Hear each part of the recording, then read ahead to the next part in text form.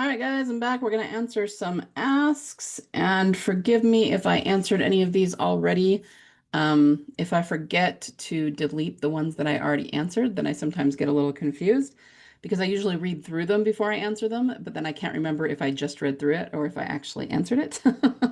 And yes, I could totally go back and check the videos that I already made, but that takes a long time and I just don't want to. So if I'm answering something twice, forgive me and just go with it, okay?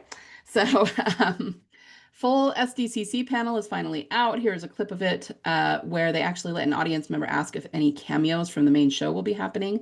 I think Zabel's answer is very positive for us. Notice he can't even look at the audience when he says it, and he keeps looking at Gimple, hoping Gimple will jump in.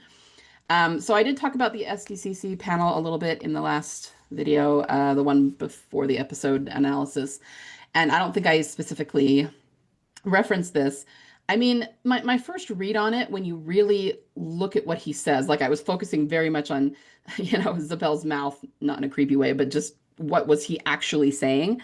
And um, the answer did seem to be no, that there won't be any cameos. And then, um, Gimple also kind of said that because he said, well, there's people will be mentioned from the past, and there's always going to be a connection to the flagship and the greater Walking Dead universe and the show and everything, but they seem to be saying there wouldn't actually be a cameo. Um, and I think this was asked, and when we were all hoping we would see Beth at the end. The other thing is that, again, they could be misdirecting, they could be lying, they could be there's a lot of things. If there's a coda or if there's something like that, then he might not have included this, because I agree that he seemed a little bit nervous and he was looking at Gimple for sure. And that is sus, because if there was no cameos, they just didn't bring anyone else in from the show, why would that make him nervous? He would just be like, nope, sorry, not this season. You know what I mean? So he is acting weird. I'm with you. So what he says seems to be no, and what the reviewers have said that we won't actually see her jives with that. But the question is, why did he get nervous and look at Gimple? Um, the other thing, and I might really be reaching with this, but I noticed it right away, and I was like, what was that about? Because the person from the audience asks, will there be any cameos from any of the other actors, any of the other characters? And before Zabel even answers, Norman goes, don't you break her heart. And yeah, I mean, on the surface, he's saying she's going to be sad that there aren't any, I guess. But I don't know. It just seemed like an odd reaction from him to me. Um, so is he saying if there isn't any, we don't want to break her heart, so lie to her about it? Or is he saying there is one, but I know you don't want to say? I don't know. I don't even know like how to interpret what he was thinking when he said that. But the main reason it jumped out at me is because just like a day or two before I watched that, I had been talking about the sequence that they shot at Grady that had to do with the end of the Whispers when Beta died and everything. And because somebody had asked about that scene between Daryl and Judith when they leave that one Whisperer that he killed in the ditch, and Judith's upset about it. And remember what he says to her right there. He says, no, nothing is ever going to replace someone you love being gone, but that doesn't mean that everything that comes after is going to break your heart. And I had that on the brain, because I had just watched that. And so to hear Norman say that and say, don't you break her heart. And that feels like it's very, at least in the show, that line was very connected to the Beth symbolism. So I don't know. Maybe I'm really reaching with that, and I don't really know what to make of it. But I thought I was actually almost more focused on what Norman said than what Zabel was saying, because it seems so odd to me that he said that. But anyway, I would love anyone else's impressions on that. So overall, I don't know exactly what it means. I'm not sure if I'm answering your question very well. He does seem to say there won't be cameos, which jives with what the reviewers have said, but he does act really, really strange when he says it. So I don't know. Your guess is as good as mine as far as that goes. We'll just have to wait and see. But thanks for sending that in. After Zabel comments at Comic-Con about characters from the main show who could make an appearance, do you still think we're going to see Beth in season 3? Okay, so this probably came in before we got all of the reviewers. He didn't say outright no, but the way he explained it, that we will only get references. Okay, so this is what we were just talking about, to other main characters. Made me believe that Beth is not going to appear in season three at all, but maybe a flashback. I mean, shouldn't they hype and promote about a mysterious figure, Beth, who could make an appearance? Some things to look forward to. Um, well, what was I just going to say about this?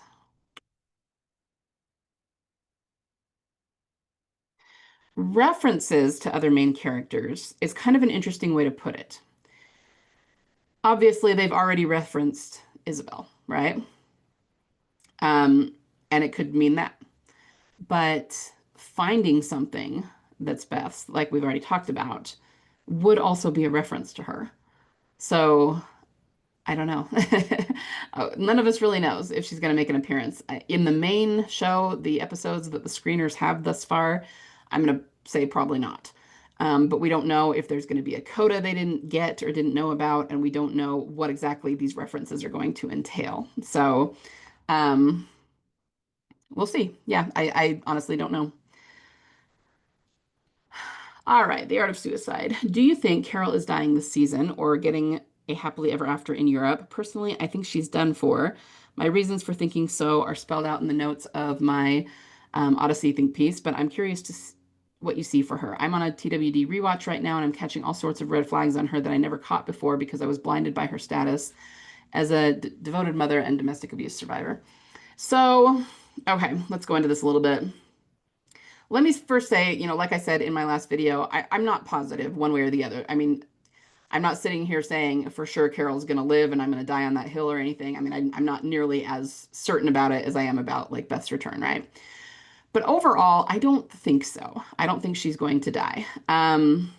It would surprise me a lot if they killed her off. I feel like she's one of those characters that's going to be with the show until the end, unless the only way that, like, let's say I'm wrong and she does die at the end of the season or, before, during season four or something like that, the end of season four, I think it would have to be because Melissa asked to be let out. And, it really could be that she's exhausted and wants to be done. And, this is really a grueling type of work and schedule for someone like her.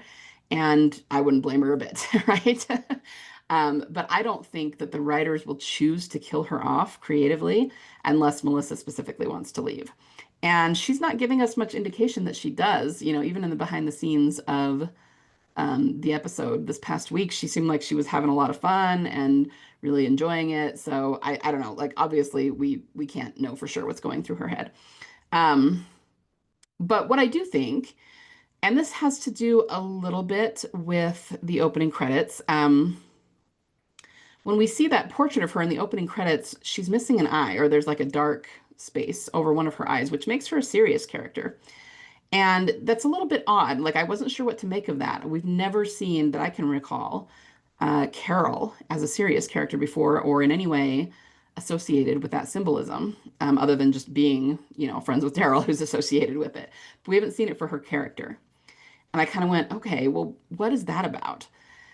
Um, in terms of leaving and returning, she's kind of already done that where Daryl is concerned because they were separated and then they came back together. She appeared at the end of season one and they found each other.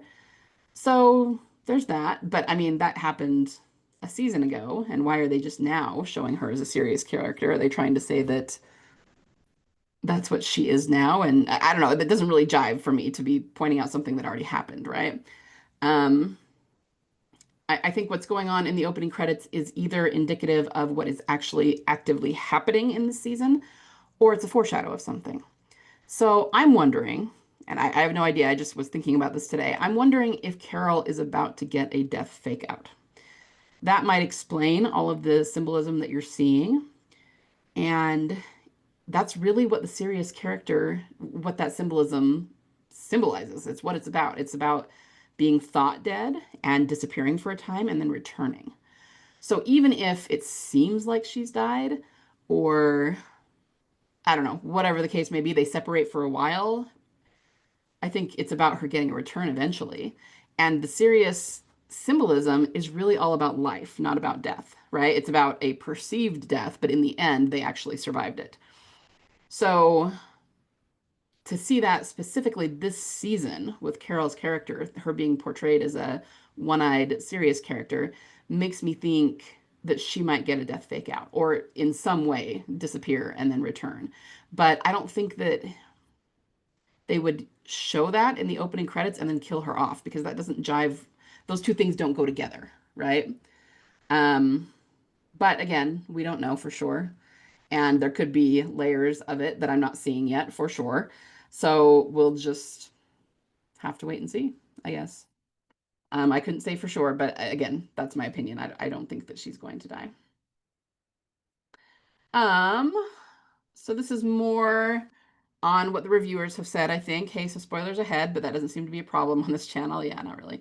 Reviews of season 3 Daryl Dixon are out. Apparently, the entire season was sent to critics along with the gag order of what they can and can't post about. Major takeaways, Carol is done, as in them romantically, right? As if it wasn't obvious enough before, but apparently this season makes it very clear. Daryl is introspective for the entire season, and we get some flashbacks of his childhood. There is a twist ending, or as somebody said in the YouTube comment, a surprise ending, whatever it ends up being. I've yet to see a review that seems to describe any plot beyond episode 5. All of the GA reviews are all overwhelmingly positive and mention that the season is one of the best Walking Dead seasons ever. However, there is a Carol review on winteriscoming.net that is by a known caroler who did not like the season and essentially starts prepping the carolers for disappointment. She also says that the twist ending is basically lazy writing and something we've seen before. So again, in terms of the twist being like Caudron coming back, that just doesn't jive to me. Like this particular um, comment, you know what I mean? Like it wouldn't be much of a twist, like I said, because I don't think anybody really thinks Caudron is dead. And it wouldn't really be lazy because they left him alive so that they could see him again at some point. And we've seen, yeah, I mean, I guess we've seen people leave and come back on The Walking Dead. You know what I mean? It just doesn't really, it's like, okay. So my fellow theorists got to brainstorming, and the only twists we can think of on TWD are Sophia in the barn, surprise returns like Morgan, surprise deaths like Beth, and death fake outs. Glenn, Connie, Carol. I mean, okay, I was just talking about Carol getting a death fake out. Maybe the and that would actually be really interesting, you guys. What if the twist ending is Carol, quote unquote, dying? And the reason that they're rolling their eyes and saying that it's lazy is because they will actually show us, they will show the audience that she's fine. And so they're going, oh yeah, another death fake out. See, that I could see because there are people, I don't know why people who hate death fake outs and hate the resurrection symbolism keep watching the show because it is constant in The Walking Dead. It is constant. And it's like, okay, well, if you don't like that, then why are you watching the show? But there are people who are very vocal about not liking that. So that I could see them being annoyed with and saying it's lazy writing. Apparently, they released all the episodes of season 1 and 2 to critics prior to the premiere of those seasons as well. So this isn't new, actually. It makes me wonder if the Carol reveal at the end of season 1 was part of the screeners or not. I think it was. I can't remember for sure. All this sounds pretty positive stuff for Team Delusional. What is your take? Do you think they would risk releasing all the episodes gag order or not? If the big twist is Beth returning, part of me wants to say they wouldn't risk that. Yeah, I mean, I don't know. I don't think I have a whole lot more to add than what has been said in the last few days. Could be that there's something the screeners don't have, or could be that we're really not going to see her till next season. That's why they released all of it. We just don't know. Um, I've been told though that the gag order is a big deal. Like I don't think anybody would break it. So I don't think they're too worried about that. I think they vet the people that they release it to. But even so, they might not, and they might just release something that's different that the screeners didn't get. I mean, I don't know. Couldn't tell you. But thank you for that. It's what we've been talking about a lot in the last couple of days. All right, next one. So I saw something crazy just now and immediately went on Tumblr and went straight to your blog, LOL. I signed up for AMC Plus to prepare for Beth's return for Daryl Dixon 3, fingers crossed. I checked out the site so I can see how the live option worked. Turns out there's multiple live options, one of them being the Walking Dead channel. The episode where they were on was midway through 610, where Rick and Daryl go on a supply run and come across Jesus. After the episode finishes, 2 specials called The Minds Behind the Walking Dead come on, featuring Gimple and Kirkman.